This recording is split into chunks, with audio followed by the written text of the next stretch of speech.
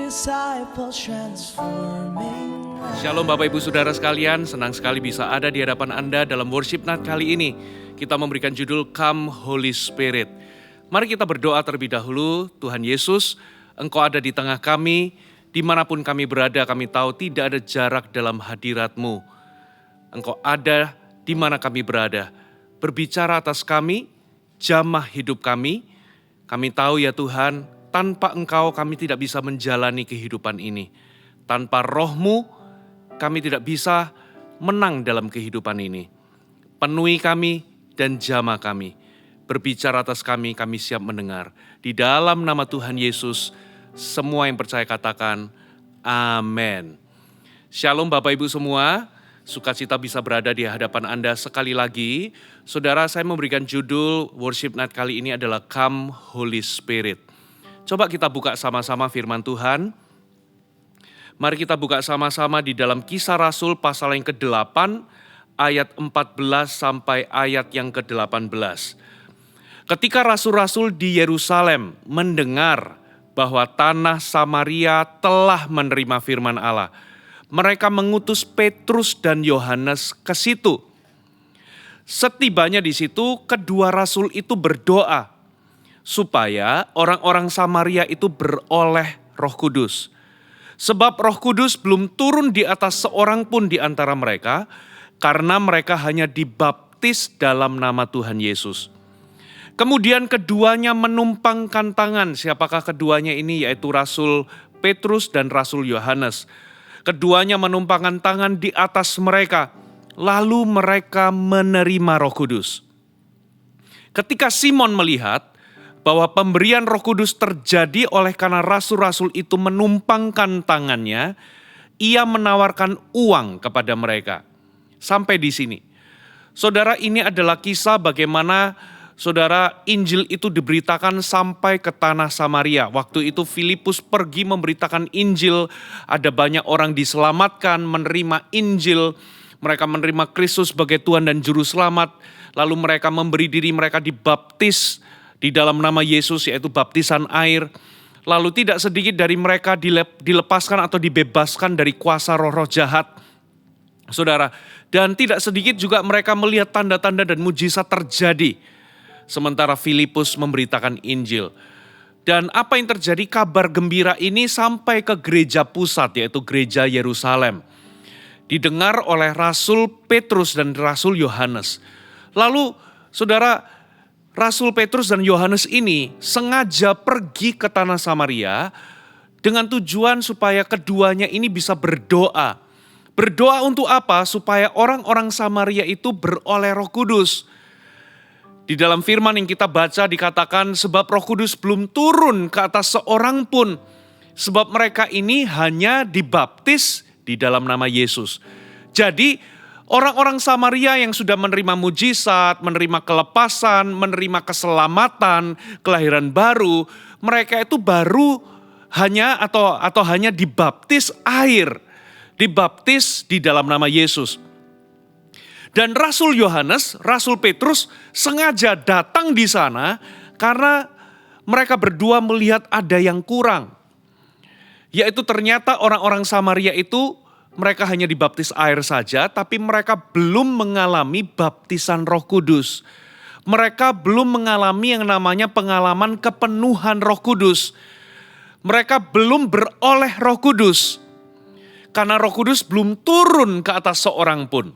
Nah, kata turun ke atas seorang pun itu begini, saya jelaskan. Waktu mereka menerima Injil, waktu mereka lahir baru, Roh Kudus itu sudah ada dalam diri mereka. Tapi dikatakan Roh Kudus belum turun ke atas seorang pun, ini adalah sebuah dimensi yang berbeda. Waktu mereka lahir baru, Roh Kudus ada dalam hati mereka, dalam hidup mereka. Tapi ada sebuah dimensi yang lain, ini yang dinamakan baptisan Roh Kudus. Inilah yang menyebabkan Rasul Yohanes dan Rasul Petrus datang ke situ supaya mereka menumpangkan tangan, supaya terjadi baptisan Roh Kudus atau peristiwa Pentakosta, kepenuhan Roh Kudus sama seperti waktu dulu mereka alami. Saudara, Dan ternyata orang-orang Samaria itu mereka hanya menerima Yesus dan mereka dibaptis dalam nama Tuhan Yesus. Ada sesuatu yang kurang. Rasul Petrus dan Yohanes jauh-jauh datang dari Yerusalem ke tanah Samaria supaya mereka bisa tumpangkan tangan supaya orang-orang Samaria yang sudah menerima Injil itu mereka beroleh Roh Kudus. Dan ternyata pemberian Roh Kudus ini terjadi ketika rasul-rasul itu menumpangkan tangan. Dan ketika rasul-rasul menumpangkan tangan, mereka terima Roh Kudus dan ada tanda kasat mata. Itu sebabnya di sini ada Simon penyihir yang sudah bertobat. Simon penyihir yang dulunya penyihir lalu mereka mengikut. Saudara, dikatakan ketika Simon melihat bahwa pemberian Roh Kudus terjadi oleh karena rasul-rasul itu menumpangkan tangannya, ia menawarkan uang kepada mereka. Jadi di sini dikatakan Simon melihat, berarti pemberian Roh Kudus itu bisa terlihat. Berarti ada tanda yang menyertai. Di dalam Kisah Rasul 10, saudara, apakah tandanya? Dikatakan begini, Kisah Rasul 10 ayat 44 dikatakan, ketika Petrus sedang berkata demikian atau ketika Petrus sedang berkhotbah, turunlah Roh Kudus ke atas semua orang yang mendengarkan pemberitaan itu. Dan semua orang percaya dari golongan bersunat yang menyertai Petrus tercengang-cengang. Karena melihat. Katakan karena melihat. Berarti turunnya Roh Kudus itu bisa dilihat. Roh Kudus memang gak bisa dilihat, tapi peristiwa turunnya Roh Kudus ke atas seseorang, memenuhi seseorang itu bisa dilihat karena memunculkan tanda. Saudara, dikatakan, saudara tercengang-cengang karena melihat bahwa karunia Roh Kudus dicurahkan ke atas bangsa-bangsa lain juga. Sebab, nah inilah tandanya, mereka mendengar orang-orang itu berkata-kata dalam bahasa roh dan memuliakan Allah. Saudara, jadi tanda seseorang itu menerima baptisan Roh Kudus adalah bahasa roh. Itu adalah tandanya. Seperti hari ini kalau Anda lagi sakit kena infeksi, saudara, muncul tandanya apa? Tubuh Anda demam. Itu adalah tanda fisik yang kelihatan. Kepenuhan Roh Kudus juga sama. Seseorang itu mengalami peristiwa baptisan Roh Kudus, pengalaman baptisan Roh Kudus atau tidak, itu bisa kelihatan lewat apa? Ketika dia dipenuhi demikian rupa sehingga ada tanda yang keluar yang bisa dilihat oleh orang, yaitu ketika orang itu berkata-kata dengan bahasa-bahasa yang baru, yaitu bahasa roh. Saudara, nah inilah yang namanya peristiwa baptisan Roh Kudus. Saudara, nah tapi di sini, saudara, bagi Anda yang belum menerimanya, saudara, saya dorong Anda berdoa menginginkan untuk Anda bisa terima pengalaman ini. Saudara, karena pengalaman baptisan Roh Kudus adalah pengalaman sekali seumur hidup. Dan ini terbuka untuk setiap orang yang percaya kepada Yesus. Sebab ini adalah janji Bapa. Murid-murid Yesus ketika menyaksikan Yesus naik ke sorga, sebelum Yesus naik ke sorga, Yesus berpesan, jangan kemana-mana, jangan tinggalkan Yerusalem sampai engkau menerima kuasa dari tempat maha tinggi. Karena engkau akan diperlengkapi dengan kuasa dari tempat tinggi. Apa maksudnya? Itulah janji Bapa. Kisah Rasul 1 ayat 8 mengatakan bahwa kalau Roh Kudus turun ke atasmu, engkau akan menerima kuasa dan engkau akan menjadi saksiku sampai ke ujung dunia, sampai ke ujung bumi. Saudara, dan ternyata para rasul mentaati dia, mereka tidak meninggalkan Yerusalem, mereka berkumpul bersehati dan mereka berdoa bersama-sama. Mereka berdoa dan ketika tiba hari Pentakosta, terdengarlah tiupan angin keras, lalu ada lidah-lidah api turun ke atas kepala mereka. Mereka dikatakan penuhlah mereka dengan Roh Kudus, lalu mereka itu mulai berkata-kata dengan bahasa-bahasa yang baru. Seperti yang diberikan oleh Roh Kudus itu untuk mengatakannya. Anda bisa baca itu dalam Kisah Rasul 2. Itulah pengalaman baptisan Roh Kudus. Saudara, jadi ini terbuka bagi semua orang yang percaya kepada Yesus. Asal hari ini, kalau hati Anda percaya dan terbuka, Anda haus, ini akan menjadi pengalaman yang berharga, ini akan menjadi pengalaman yang indah. Setiap orang percaya bisa mengalami baptisan Roh Kudus. Karena apa? Ini adalah janji Bapa. Saudara, ini berlaku sampai hari ini. Dalam Kisah Rasul 2 dijelaskan, bertobatlah Petrus ketika dia berkhotbah. Petrus berkata, bertobatlah, dan supaya engkau bisa menerima karunia Roh Kudus. Karena Roh Kudus ini dijanjikan bukan hanya bagi generasi kita, tapi generasi yang akan datang bahkan yang masih jauh. Janji Bapa, Roh Kudus itu diberikan, itu berlaku untuk semua orang di segala zaman sampai ke akhir zaman. Ini berlaku hari ini bagi Anda. Jadi baptisan Roh Kudus itu adalah peristiwa atau pengalaman sekali seumur hidup. Kita harus mengerti, Anda harus menginginkannya. Tapi hari ini saya mau berkata-kata kepada Anda, orang-orang yang sudah mengalami pengalaman baptisan Roh Kudus.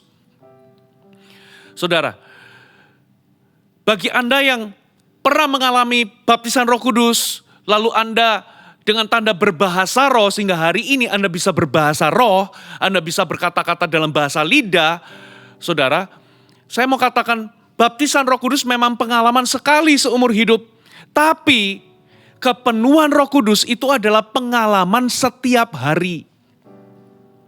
Nah, ada banyak orang yang sudah pernah mengalami baptisan Roh Kudus, itu gak memahami ini. Saudara, sehingga mereka menyangka bahwa cukup sekali aku dibaptis Roh Kudus, itu pengalaman 20 tahun yang lalu, 15 tahun yang lalu, 10 tahun yang lalu, cukup. Lalu itu hanya menjadi sebuah memori yang indah. Kenapa saudara? Walaupun Anda pernah dibaptis Roh Kudus di masa lalu, saudara, itu gak jaminan hari ini Anda kepenuhan Roh Kudus. Loh kok bisa? Saya ulangi, karena baptisan Roh Kudus itu adalah pengalaman sekali seumur hidup. Tapi kepenuhan Roh Kudus itu adalah pengalaman setiap hari. Jadi walaupun hari ini Anda bisa berbahasa roh, itu bukan jaminan bahwa Anda hari ini tetap kepenuhan Roh Kudus. Itu bukan jaminan Anda hari ini itu penuh dengan Roh Kudus. Nah, coba kita lihat sama-sama firman Tuhan ya. Di Efesus pasal yang ke-5 ayat yang ke-18. Dan janganlah kamu mabuk oleh anggur, karena anggur menimbulkan hawa nafsu, tetapi hendaklah kamu penuh dengan Roh Kudus. Hendaklah kamu penuh dengan Roh Kudus. Terjemahan yang lain dikatakan hendaklah kamu senantiasa penuh dengan Roh Kudus. Ada kata senantiasa itu berarti kita ini terus-menerus dipenuhi Roh Kudus. Itulah sebabnya di sini menjelaskan. Memang ketika Anda pertama kali mengalami baptisan Roh Kudus, Anda akan punya atau Tuhan akan memberikan Anda karunia untuk berkata-kata dalam bahasa roh. Ketika Anda pertama kali dibaptis Roh Kudus, tanda satu-satunya tanda Anda mengalami kepenuhan Roh Kudus adalah Anda bisa berkata-kata dengan bahasa roh. Tapi tujuan Anda dibaptis Roh Kudus itu bukan cuma sekedar bisa berbahasa roh. Tujuan Anda dipenuhi Roh Kudus adalah supaya Roh Kudus itu bisa mengendalikan, menguasai kehidupan Anda. Katakan amin. Itu esensi dari kepenuhan Roh Kudus. Nah, itulah sebabnya walaupun hari ini Anda bisa berbahasa roh, belum tentu Anda itu betul-betul dipenuhi Roh Kudus. Maksudnya bagaimana? Coba saya bacakan satu ayat Efesus 5 ayat 18 tapi dari versi bahasa Indonesia sehari-hari. Dikatakan begini, janganlah kalian mabuk oleh anggur sebab itu akan merusakkan kalian. Sebaliknya, hendaklah kalian dikuasai oleh Roh Allah.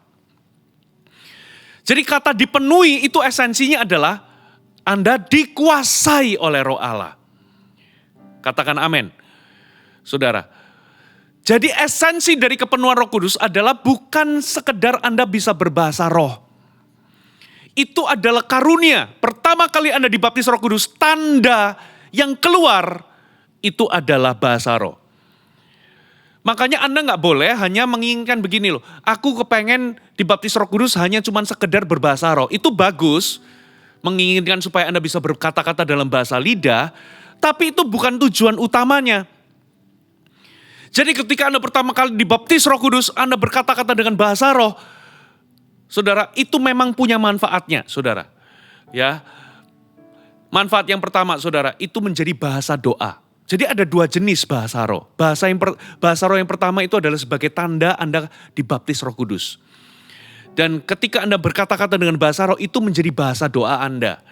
Roma 8 mengatakan Roh Kudus itu turut menolong kita, membantu kita dalam kelemahan kita karena kita nggak tahu bagaimana harus berdoa. Maka dia berdoa bersama-sama dengan roh kita, ia berdoa dengan keluhan-keluhan yang tak terucapkan, kata Roma 8. Saudara, jadi itu menjadi bahasa doa kita. Bagi Anda yang sudah kepenuh Roh Kudus, Anda mendapatkan sebuah fasilitas, Anda bisa berdoa dengan bahasa roh. Dan barang siapa berkata-kata dengan bahasa roh, ia langsung mengucapkan hal-hal yang akal budinya itu gak mengerti, tapi dia langsung mengucapkannya kepada Allah. Kata 1 Korintus. Jadi ini direct, Anda langsung ngomong, ini menjadi bahasa doa. Saudara, kadangkala kita ini gak ngerti bagaimana harus berdoa. Hari ini harus doakan apa, kita gak ngerti. Anda bisa gunakan fasilitas ini. Nah makanya orang yang pernah mengalami baptisan Roh Kudus dengan tanda bahasa roh, kalau dia nggak pernah memanfaatkannya, ya dia nggak akan maksimal di dalam doanya. Jadi nggak jaminan loh dia maksimal dalam doanya. Karena apa? Mungkin jangan-jangan dia nggak pernah menggunakan bahasa doa ini di dalam kehidupan doanya sehari-hari. Sangat menolong ketika akal budi kita terbatas, kita nggak ngerti harus berdoa apa, Anda berdoa dengan bahasa roh. Itu akan menolong Anda. Saudara, Anda mendoakan hal-hal yang mungkin Anda nggak bisa pahami akal budi. Mungkin ketika Anda berdoa bahasa roh ada desakan untuk berdoa dalam roh. Ya, dan waktu Anda berdoa mungkin Anda lagi berdoa untuk orang tua Anda yang jauh. Mungkin Anda berdoa untuk seseorang yang mungkin saudara di tengah perjalanan dan mungkin ada ancaman kecelakaan dan Anda berdoa, Anda bersyafaat tanpa akal budi Anda sadar. Mungkin ketika Anda berdoa untuk jiwa-jiwa yang membutuhkan pertolongan. Atau Anda berdoa untuk keluarga Anda. Di dalam kemahatauan Tuhan, Roh Kudus berdoa untuk keluarga Anda. Tanpa akal budi Anda tahu. Saudara, mungkin ketika satu momen saudara saya pernah ketika saya menyembah Tuhan, lalu tiba-tiba saya terdorong untuk berdoa dengan bahasa roh. Saya nggak ngerti ini doakan apa. Besoknya ketika saya khotbah ternyata ada banyak kelepasan terjadi. Saya baru ternyata kemarin malam saya berdoa untuk ibadah. Ternyata ada banyak orang yang diikat oleh kuasa gelap dan Roh Kudus ingin membebaskan mereka. Jadi kita nggak tahu bagaimana harus berdoa. Saudara, itu sebagai bahasa doa. Jadi ketika kita terima baptisan Roh Kudus, saudara, dengan tanda berbahasa roh dan bahasa roh itu menjadi bahasa doa kita. Lalu kata Alkitab juga di dalam 1 Korintus 12, barang siapa berbahasa roh, ia membangun dirinya. Jadi ketika Anda berdoa dengan bahasa roh, Anda sedang membangun diri Anda. Saudara, dan juga ini menjadi sarana keintiman dengan Tuhan. Ketika Anda bersekutu dengan Tuhan, Anda menyembah dengan bahasa roh, Anda berdoa dengan bahasa roh, Anda secara langsung ya hati ke hati, roh dengan roh, Anda berkomunikasi dengan Tuhan, Anda bersekutu dengan Tuhan. Saudara, jadi itu bahasa roh jenis pertama sebagai bahasa doa. Tapi ada bahasa roh yang jenis kedua. Saudara, ini adalah sebagai karunia atau salah satu manifestasi dari 12 karunia Roh Kudus. Kalau yang pertama sebagai bahasa doa kita kepada Tuhan, kali ini bahasa roh sebagai karunia itu adalah ketika Tuhan berbicara melalui kita untuk jemaat. Dan seringkali karunia berbahasa lidah atau berbahasa roh yang satu ini bukan bahasa doa tapi ini adalah menyampaikan pesan. Itu sebabnya harus dibarengi dengan satu karunia yang berikutnya, yaitu karunia menafsirkan bahasa roh. Jadi jangan bingung, yang satu sebagai bahasa doa, itu kita menerimanya waktu kita mengalami baptisan Roh Kudus, ya akal budi kita nggak bisa mengerti. Yang satu ketika dalam pertemuan jemaat lalu Tuhan itu ingin memberkati jemaat, ingin menyampaikan pesan kepada jemaat, lalu tiba-tiba bahasa roh itu muncul biasanya. Saudara, orang yang berkata-kata dengan bahasa roh itu juga bisa minta untuk bisa karunia menafsirkan. Atau orang-orang yang lain yang dewasa rohani bisa minta hikmat untuk bisa menangkap pesan di balik bahasa roh tersebut. Tujuannya apa? Bukan untuk membangun diri sendiri, untuk yang berbahasa roh itu bukan, tapi untuk membangun jemaat. Ya, jadi jangan bingung, saudara. Nah, kembali lagi, saudara. Bahasa roh itu punya manfaatnya. Makanya walaupun Anda bisa berbahasa roh, pernah mengalami baptisan Roh Kudus, belum tentu Anda mengalami kepenuhan dari manfaat bahasa roh tadi. Kalau Anda nggak pernah mengaktifkannya atau nggak pernah berdoa dengan bahasa roh. Begitu pula dengan kepenuhan Roh Kudus. Ketika Anda dibaptis Roh Kudus itu Anda dipenuhi dengan Roh Kudus. Itu menjadi pengalaman sekali seumur hidup. Tapi kalau keseharian Anda tidak pernah mengizinkan diri Anda untuk senantiasa atau terus-menerus dipenuhi Roh Kudus, disitulah makanya banyak orang Kristen yang berbahasa roh jadi batu sandungan. Kenapa? Dia berbahasa roh tapi hidupnya gak berubah. Dia berbahasa roh tapi dosa jalan terus. Loh kok bisa? Bisa karena dia gak dipenuhi oleh Roh Kudus. Dipenuhi dalam arti hidupnya tidak dikuasai oleh Roh Kudus. Dia cuma sekedar pernah mengalami baptisan Roh Kudus dan bisa berbahasa roh. Nah makanya saya katakan saudara, esensi dari kepenuhan Roh Kudus itu adalah hidupmu, hidup Anda dan saya itu dikuasai dan dikendalikan oleh Roh Kudus. Dan pengalaman untuk terus-menerus dipenuhi Roh Kudus itu adalah pengalaman setiap hari. Bukan cuma sekali seumur hidup. Katakan amin. Nah di titik ini saudara, ada banyak orang Kristen termasuk yang pernah mengalami baptisan Roh Kudus. Hari ini kering secara rohani. Hari ini gak penuh dengan Roh Kudus. Karena gak jaminan kalau Anda dulu pernah dibaptis Roh Kudus, otomatis 1 bulan, 2 bulan Anda akan tetap penuh dengan Roh Kudus. Gak jaminan. Saudara, makanya Alkitab katakan hendaklah engkau dipenuhi Roh Kudus, hendaklah engkau terus-menerus senantiasa dipenuhi Roh Kudus, yaitu dikuasai Roh Kudus. Apa yang kurang dari gereja hari-hari ini? Saudara, gereja itu gak kurang-kurang yang namanya khotbah. Apalagi setelah melewati masa pandemi 2 tahun belakangan ini saudara, semua gereja pada punya pelayanan online. Khotbah dari berbagai macam gereja Anda bisa dapatkan. Gereja gak kurang-kurang khotbah, gak kurang-kurang pengajaran. Gereja gak kurang-kurang sama itu semua. Tapi kenapa? Tetap banyak pengajaran, banyak khotbah tapi orang hidupnya gak berubah. Ada satu yang kurang. Kepenuhan Roh Kudus. Jadi jangan puas kalau Anda pernah mengalami peristiwa baptisan Roh Kudus. Itu memang mengagumkan. Anda perlu mengalaminya kalau Anda belum mengalaminya. Tapi Anda perlu tiap hari mengizinkan diri Anda untuk apa? Terus-menerus dipenuhi Roh Kudus. Dikuasai Roh Kudus dan dikendalikan oleh Roh Kudus. Saudara, apa efeknya kalau Anda itu dipenuhi Roh Kudus? Anda pernah tahu kisahnya Petrus? Petrus itu orang yang suka membanggakan dirinya. Satu kali dia dikasih tahu oleh Yesus, satu kali murid-murid engkau akan meninggalkan aku lari, engkau akan tercerai-berai. Lalu Petrus berkata, aku sekali-kali gak akan melakukan itu, bahkan aku siap mati bersamamu. Wow, ini luar biasa, siap mati itu aku gak akan meninggalkanmu. Aku akan menuju ke salib bersamamu. Tapi ternyata Petrus gagal. Saudara, Petrus sempat lari ketika Yesus ditangkap. Tapi Petrus masih berusaha untuk apa? Untuk tidak meninggalkan Yesus dengan kekuatannya. Petrus itu masih mengikuti Yesus. Ternyata ada orang-orang di sekitar itu berkata kepada Petrus, loh kan kamu itu muridnya. Disitulah Petrus menyangkal. Gak kurang-kurang saudara, 3 kali saudara Petrus menyangkal. Setelah itu ayam berkokok, lalu Yesus menoleh kepada dia. Dia pergi menangis dengan sedihnya. Karena dia gagal.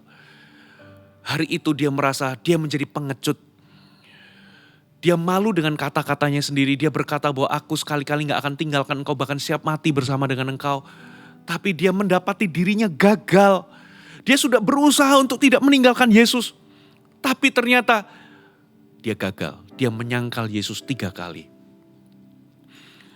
Lalu apa yang terjadi? Ketika Pentakosta terjadi, Petrus berkhotbah dengan kepenuhan Roh Kudus itu. Tiba-tiba yang pengecut itu menjadi penuh keberanian. Dia berkhotbah dengan penuh keberanian, gak takut ditangkap, gak takut nanti dia bisa di penjara, gak takut mungkin dia akan dibunuh. Dia berkhotbah dengan penuh keberanian dan sebagai hasilnya khotbahnya juga penuh dengan kuasa. 3.000 orang dibaptis dan gereja mula-mula lahir. Luar biasa. Ada sebuah momen lagi, saya coba cari ayatnya. Saudara, coba kita buka sama-sama di, sebentar. Kisah 4 ayat 7-8 dikatakan, lalu Petrus dan Yohanes dihadapkan kepada sidang itu dan mulai diperiksa dengan pertanyaan ini. Dengan kuasa manakah dan dalam nama siapakah kamu bertindak demikian itu? Maka jawab Petrus, penuh dengan Roh Kudus. Lihat, ketika Petrus menjawab dalam kepenuhan Roh Kudus, hai pemimpin-pemimpin dan pemimpin-pemimpin umat dan tua-tua. Lihat, dia sudah dihadapkan oleh majelis agama, dia disidang dengan kuasa mana kamu berani melakukan hal demikian. Lihat, sama sekali Petrus tidak menunjukkan rasa takut sedikit pun. Ketika dia penuh dengan Roh Kudus, dia bisa menjawab dengan penuh keberanian. Ini efeknya kalau orang itu penuh dengan Roh Kudus. Murid-murid Yesus itu sebetulnya sudah kembali menjadi penjala ikan. Mereka waktu lihat Yesus sudah gak ada, mungkin sudah gak ngerti. Saudara, ini mau gimana, tapi ketika mereka penuh dengan Roh Kudus, yang dulunya pengecut menjadi pemberani, yang dulunya gak punya arah sekarang punya visi yang luar biasa. Jadi orang kalau dipenuhi Roh Kudus, itu akan ada sesuatu yang extraordinary yang keluar. Ada sesuatu yang divine atau sesuatu yang ilahi yang keluar. Gak mungkin enggak. Makanya kalau ada orang, saudara, dia pernah mengalami baptisan Roh Kudus, dia berbahasa roh tapi hidupnya gak berubah, jangan-jangan dulu memang dia pernah penuh dengan Roh Kudus, tapi sekarang dia gak lagi penuh dengan Roh Kudus. Karena kalau orang penuh dengan Roh Kudus, hidupnya pasti berubah. Katakan amin. Simson, ketika Roh Allah berkuasa atasnya, dia bisa menjadi kuat. Ya, dia bisa membunuh musuh itu hanya seorang diri. Dia punya kekuatan yang luar biasa, tapi dia lupa bahwa kekuatannya itu bukan karena dirinya, tapi karena Roh Allah berkuasa. Dia main-main dan apa yang terjadi? Ketika Roh Kudus, Roh Allah meninggalkan dia, saudara, dia bukan siapa-siapa lagi. Bahkan Alkitab mencatat dia itu menjadi pelawak. Dia menjadi komedian, dia menjadi bahan tertawaan, bahan olok-olokan, saudara. Dia menjadi badut, matanya dibutakan dan dia nggak berdaya ketika Roh Allah meninggalkan dia.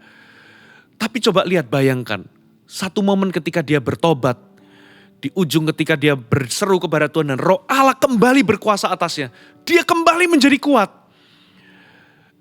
Di sini membuktikan bahwa setiap kita itu butuh untuk terus-menerus dipenuhi Roh Kudus. Satu ayat lagi, saudara.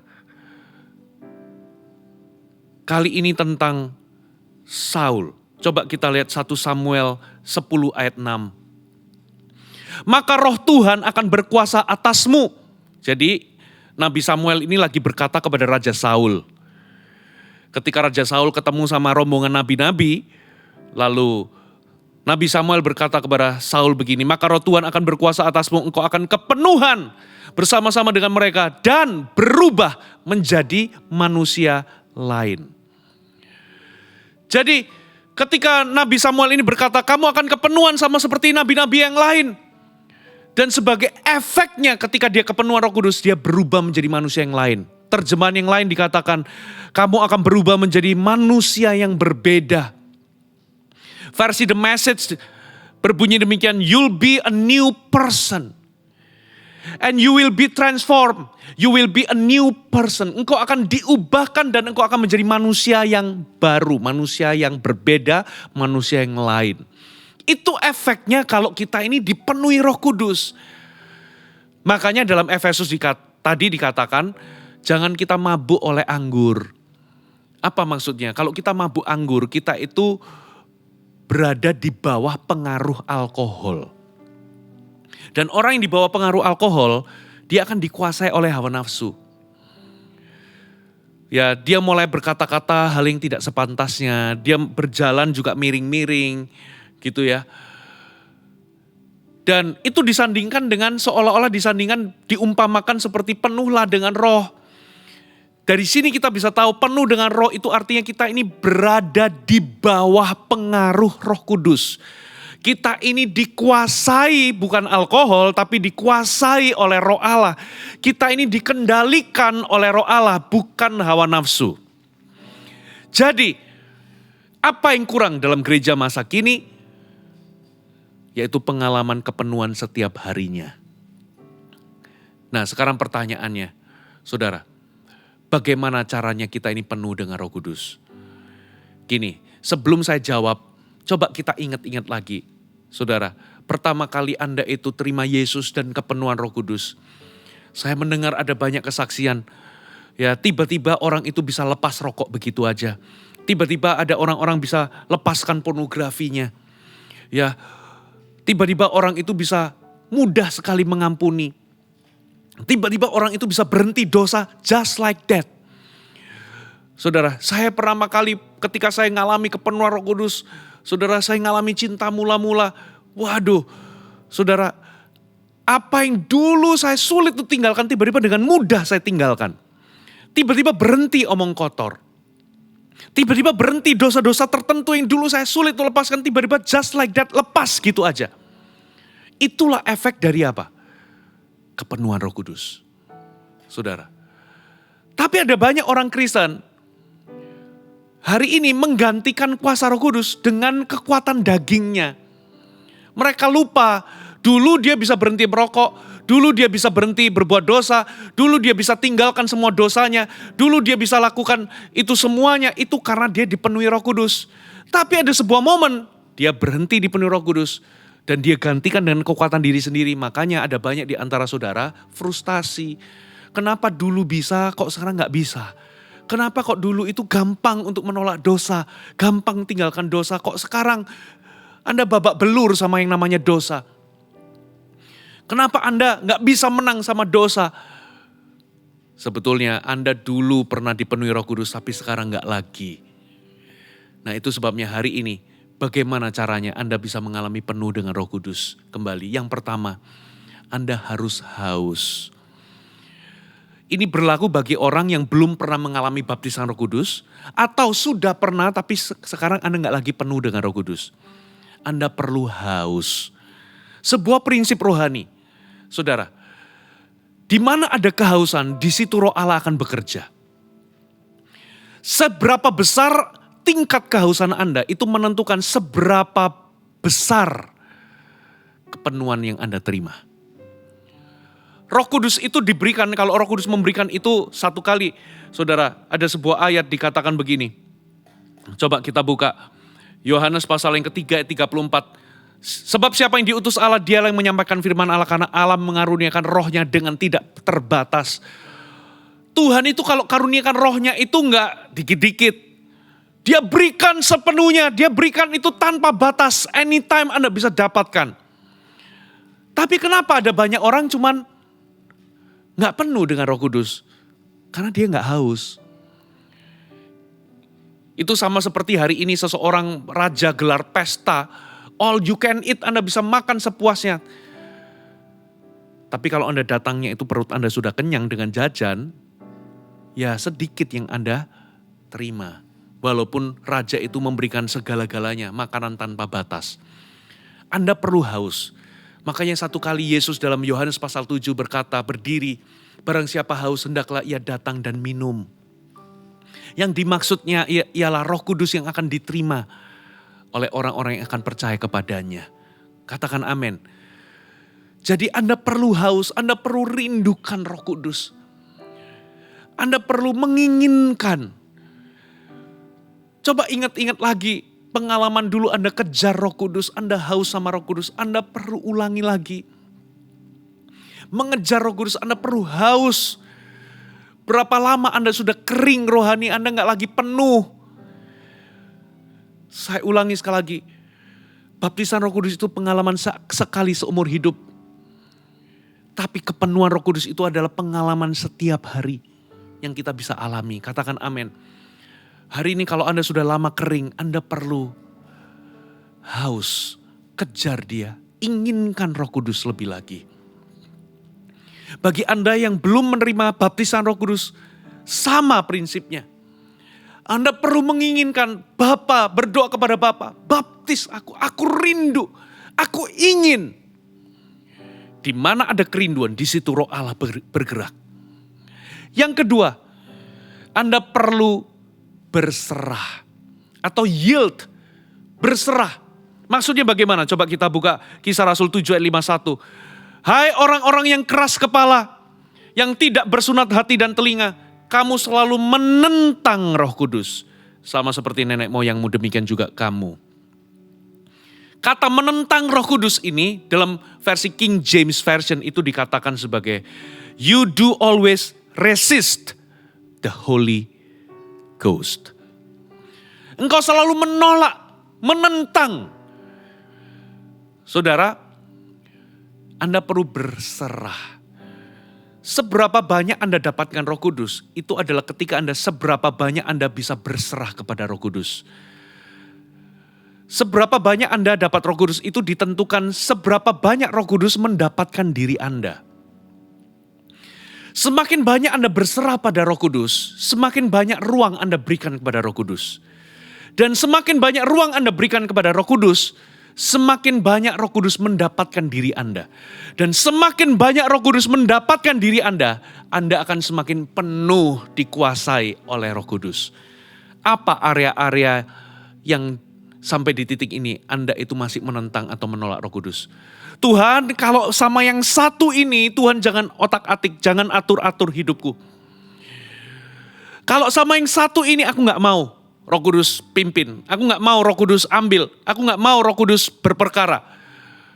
Yang satu ini pokoknya jangan.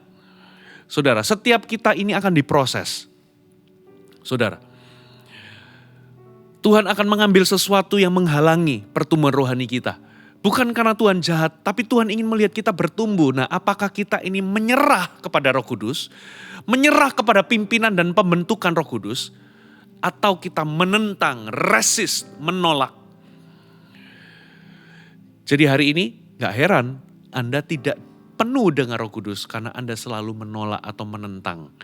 Bahasa roh, bisa sih mungkin berbahasa roh, tapi hidup Anda gak berubah. Malah jadi batu sandungan, malah menghalangi orang-orang yang gak percaya Roh Kudus. Ya, malah Anda memvalidasi, tuh kan bener kan, percuma gak perlu bahasa roh, gak perlu baptisan Roh Kudus. Itu lihat ada orang berbahasa roh hidupnya juga gak benar. Bagi Anda yang mungkin pernah tersandung, saudara sama orang yang berbahasa roh dan hidupnya gak benar, saya mau katakan ini, jangan salahkan karunia Roh Kudusnya. Jangan salahkan baptisan Roh Kudusnya. Itu anugerah, itu kudus, itu pemberian dari Bapa. Jangan disesat-sesatin. Karena yang salah itu oknumnya, bukan karunia Roh Kudusnya. Kalau ada orang beroperasi dalam karunia Roh Kudus terus hidupnya gak benar, jangan salahkan karunia Roh Kudusnya. Itu oknumnya yang gak terbuka, yang tidak mau yield atau tidak mau berserah kepada Roh Kudus. Karena esensi dipenuhi Roh Kudus adalah dikuasai, mau dipimpin dan mau dikendalikan oleh Roh Kudus. Yang terakhir, yang pertama haus, yang kedua berserah atau menyerah, yang ketiga mengenal Roh Kudus. Untuk mengenal Roh Kudus, kalau Anda ingin penuh dengan Roh Kudus, Anda perlu mengenal Roh Kudus. Dengan cara apa? Tidak ada cara lain selain Anda berinteraksi dan bergaul dengan Dia. Katakan amin. Berinteraksi dan bergaul. Dari mana saja? Ingat, Roh Kudus itu bisa menerangi hati kita ketika kita baca firman. Saudara, berinteraksilah dengan Roh Kudus. Roh Kudus itu bisa berbicara kepada kita. Berinteraksilah supaya Anda bisa mengenal suara Roh Kudus. Lama-lama Anda bisa bedakan mana suara setan, mana suara pertimbangan hatimu sendiri, dan mana suara Roh Kudus. Roh Kudus itu bisa memimpin atau menuntun kita. Anda perlu kenali. Dan seringkali Roh Kudus itu akan memberikan kita damai sejahtera di hati ketika ada pilihan-pilihan sulit dalam kehidupan kita. Nah, di dalam interaksi-interaksi itu, ketika Roh Kudus menerangi firman, ketika Roh Kudus berbicara, ya lewat suara Roh Kudus yang ada dalam diri kita, atau Roh Kudus menuntun kita lewat perasaan sebuah damai sejahtera di hati, Atau Roh Kudus itu bisa memberikan konfirmasi-konfirmasi, peneguhan-peneguhan. Di dalam semua itu, ketika Anda berinteraksi dan bergaul, Anda akan semakin kenal dengan Roh Kudus. Semakin Anda kenal, semakin Anda akan penuh dengan Roh Kudus. Jangan cuma kenal Roh Kudus itu di satu sisi. Roh Kudus itu memang penghibur. Dia memang sahabat, tapi dia juga pengajar. Dia memimpin kita dalam seluruh kebenaran. Dan kalau Roh Kudus mengajar itu bukan hanya sekedar teori. Roh Kudus itu mengajar kita untuk kita melakukan firman. Bentuknya itu praktek. Dia mendidik kita. Jadi dia bukan hanya menghibur kita, tapi dia juga mendidik kita. Saudara, nah dalam interaksi itu semakin kita akan kenal Roh Kudus. Amin. Coba kita ulangi. Yang pertama apa? Haus. Yang kedua apa? Berserah atau menyerah kepada pimpinannya, pembentukannya, prosesnya.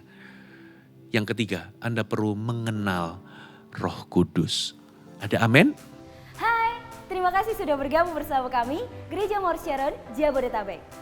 Sebagai gereja Tuhan, adalah kerinduan bagi kami untuk melihat Anda terus bertumbuh dalam pengenalan akan Tuhan dan mengalami perubahan hidup. Maka dari itu, bergabunglah bersama komunitas kecil kami, Connect Group. Dapatkan informasi lebih lanjut pada kolom deskripsi kami. Last but not least, don't forget to subscribe dan bagikan video ini kepada orang yang Anda kasihi. Thank you for joining us and see you next time.